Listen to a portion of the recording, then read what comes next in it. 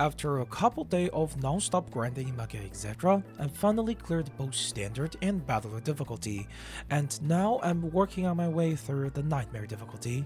And I figured it's a good time to put everything I've learned into one video.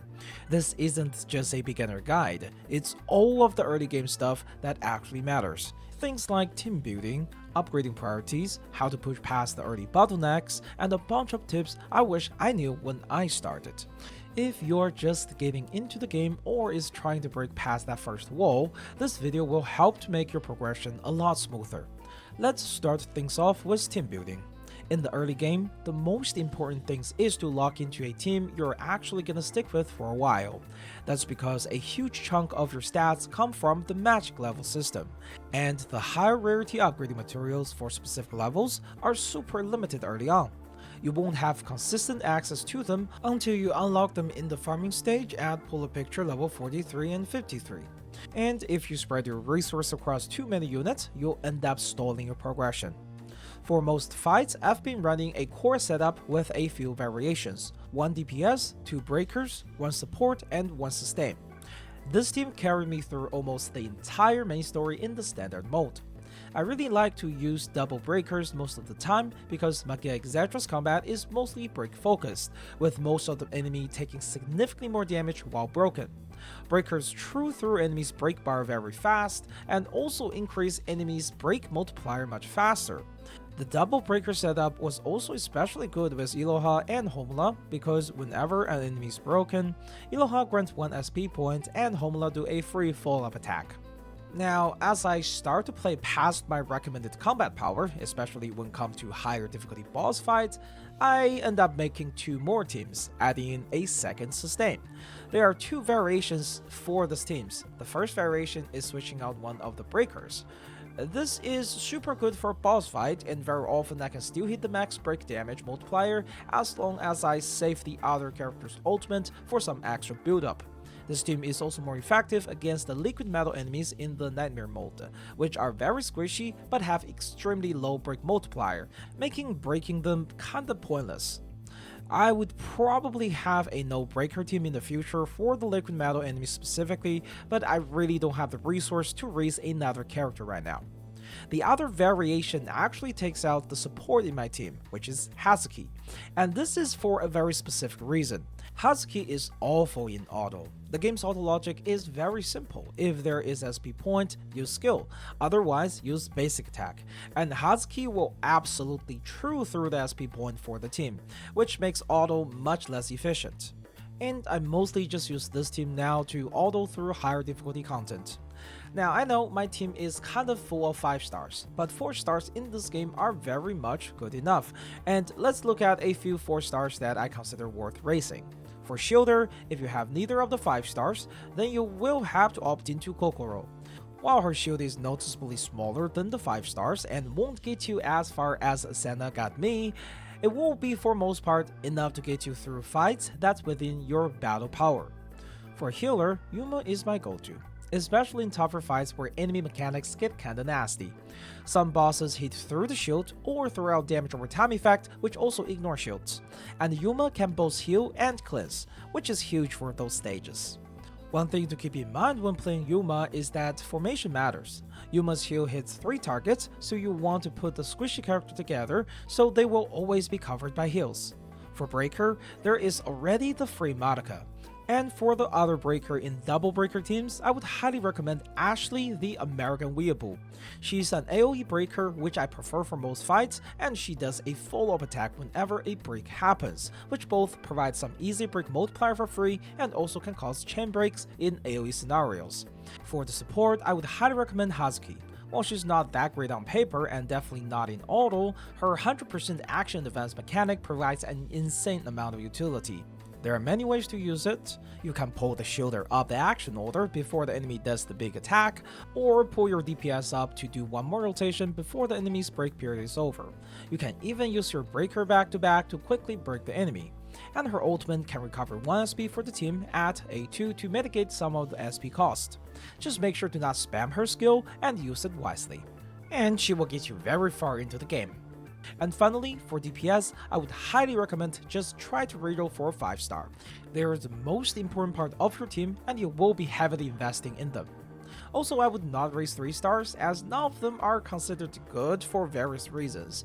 They're just mostly here to give you 5 legacy medals in the gacha and unlock the respective character's heart veil. Now before we move on to the next section, I want to talk just a bit more about the combat.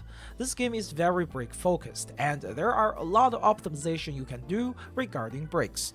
First, if you time your break to happen right after an enemy acts with like an ultimate, the break will last a lot longer.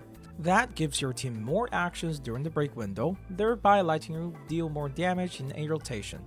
The enemy also cannot recover from break if you stun them, and will be broken for a additional action. This is why I think Felicia is a lot better than what people are giving her credit for, as while she can't 100% make the stun happen, a field reset could give you a run where the break lasts 2 times or even 3 times as long with the help of her ultimate. And other than holding off your skill point in preparation of break, it's also good to hold off ultimates. You can use them to rise the enemy's stun multiplier further during breaks to increase the damage your DPS do. And with character and combat out of the way, let's look at how to effectively progress through this game. First off, battle power is just a number, don't stress too much about it. I've cleared stages with almost double my team's battle power just by having my DPS properly built. As long as your main carry is strong enough and your sustain can keep the team alive till the enemy is broken, you can go a lot further than what the game suggests with the recommended battle power. One of the first real wall you'll hit when progressing through the game is when your magic level starts needing tier 2 materials. This ain't farmable right away. 2-star rainbow shards unlock at Pictura rank 43 where you get access to rank 13 farming stages, and 3-star elemental shards don't show up until Pictura rank 53 with rank 15 farming stages. Before unlocking the stages, you'll get a limited amount of these materials from quests and, more importantly, from the event and PvP shop. These shops are a lifeline in the early game. You should only get enough shards to help with your progression, as the biggest priority is actually the orbs, which are huge gating materials for high magic level later on. And make sure to clear the PvP shop as much as possible right now if you're watching this video in March, because you kinda want to make sure to grab the rainbow orb and the elemental orb of your DPS element before the shop resets in April. And again, you should focus mostly on your DPS, as one of the biggest reasons I'm able to progress so far is because I can kill most of the bosses in one break, which makes everything a lot easier. As you progress through the story, you're probably gonna see your stamina overcapping a lot, and honestly, that's fine. Don't stress about squeezing every drop out of it right away. I actually recommend using them only when you hit a wall, where enemies start to feel a little too tanky or hitting a little too hard. Until then, your main focus should be raising your Pictura rank. This rank is a major part of account progression.